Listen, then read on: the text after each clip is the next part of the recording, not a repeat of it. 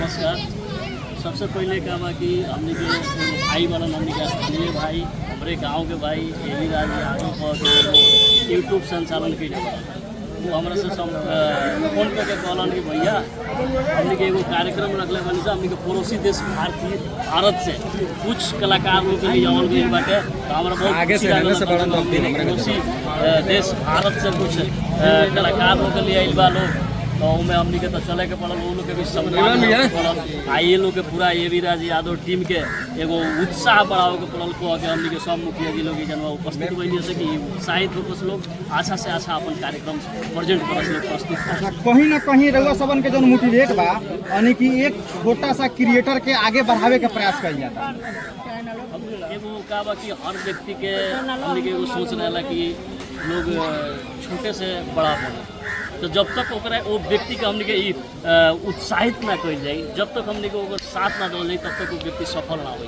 हर व्यक्ति के सफल करला कुछ ना कुछ वो व्यक्ति के उत्साहित हमने के करे पड़ा वो उत्साहित करला हमने के सबको एगो खेला बोल बनी सब हमने के एगो जमघट होई बा। अच्छा मुखिया जी ये फिल्म में शॉर्ट मूवी जो बनता ये में रहुआ तरफ से का सहयोग कइल गइल अब एगो चीज़ का बा कि हमें टीमे के हम अभी घोषणा कइनी कि अपन व्यक्तिगत तरफ से 21,000 को हम घोषणा करिए कि 21,000 टीम के एवी राज यादव के टीम के एगो उत्साह बढ़ावेला घोषणा करिए देवे के कि 21,000 छोटा राशि। अच्छा मुखिया जी राउर दिल है कि दरिया है पहले ही बताई अब उस चीज़ तो एजन के सब कोई कि दिल बा कि दरिया बा अपना से क्या कहल जाए दिल ना दिल है ना दरिया ही हम कैसे कि और बहुत ही अच्छा बनी यहाँ के और कैसे छोटे छोटे क्रिएटर लोग यहाँ के देख लेनी जब गरीब आदमी के कहते यहाँ के दिल एकदम मुँह लेकर पिघल जाला। अच्छा सलोनी जी मैं कहूँगा आपसे यही कि मुखिया जी के स्वागत में एक शायरी से आप स्टार्ट कर दीजिए थोड़ा यहाँ के तमाम जनता का मतलब ये सोच है ताकि कि मुखिया जी के स्वागत तमाम मुखिया जी जो लोग हैं इन लोग के स्वागत में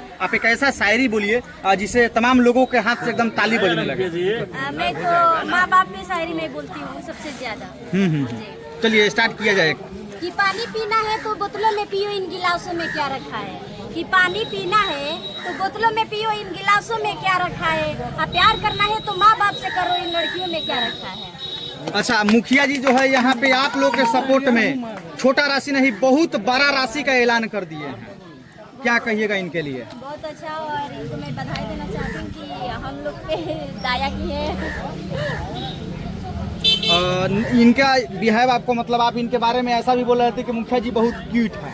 बहुत क्यूट अरे लग रहे हैं तो सभी लोग बोलेंगे कि क्यूट है। देखिए अच्छा मुखिया जी आप मुखिया जी तो होते हुए भी आप यहाँ के पब्लिक के नाते मैं पूछ रहा हूँ कि आपकी हंसी का क्या राज है आपकी। देखिए क्या है कि जिंदगी है ना खुश कल आए कि न आए किसी को पता नहीं। आज है वो जिंदगी खुशहाल जिंदगी जिए और हंस के जिए मेरा वही इच्छा है और मेरे हम सबको वही बोले।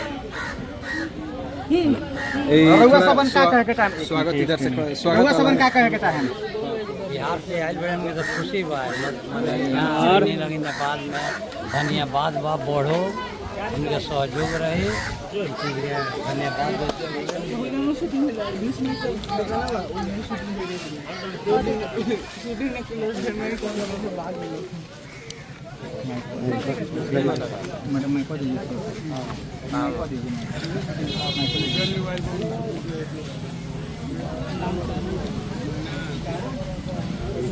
अच्छा मुखिया जी रुआ के जगह लगाओ ना ये लोग सम्मानित कैलक है कितना खुशी होता रुआ।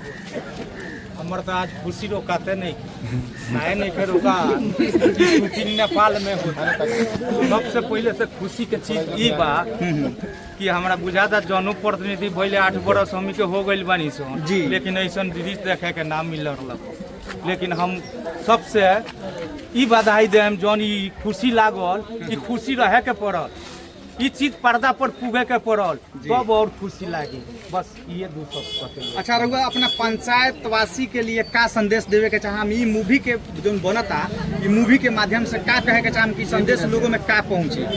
हम पूरा गाँव पालिका अंतर्गत जी हम ई संदेश देवे के चाहें ई चीज रहुआ मूवी जो देखी रहुआ के अच्छा एकदम लागी कह के हमारा पूरा विश्वास बा।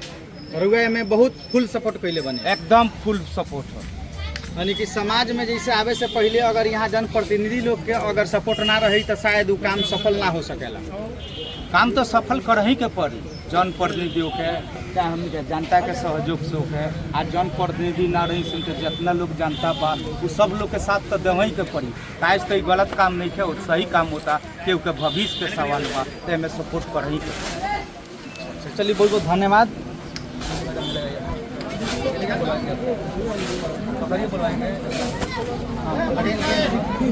लगाइए ना, बोलिए ना।